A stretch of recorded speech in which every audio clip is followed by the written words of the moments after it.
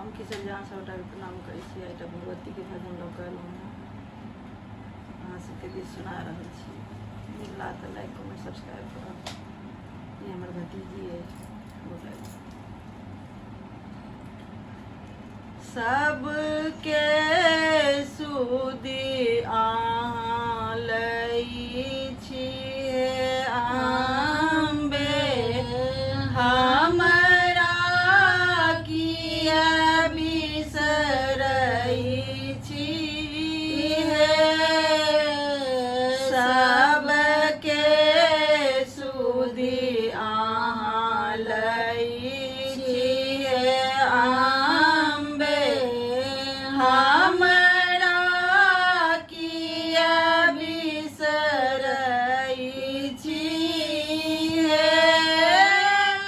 हमरा किया बिसरै छिए अम्बे, हमरा किया बिसरै छिए।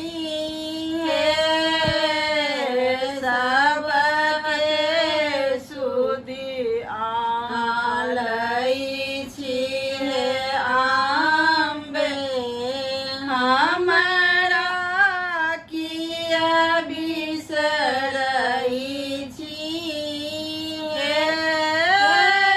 छी हम पुत्र अहींके जननी से जनै छिए। छी हम पुत्र अहींके जननी से जनै छिए।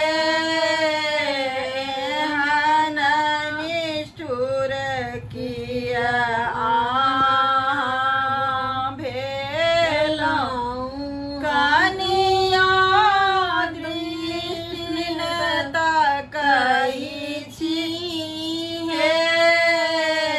सबके सुदी अहाँ लै छिए अम्बे, हमरा किया बिसरै छिए। छन छन पल पल ध्यान धरै छी, नाम अहींके जपै छिए। छन छन पल पल ध्यान धरै छी, नाम अहींके जपै छिए। रहन दिवस हम ठाढ़ रहै छी, दर्शन बिनु तरसै छिए। सबके सुदी अहाँ लै छिए अम्बे,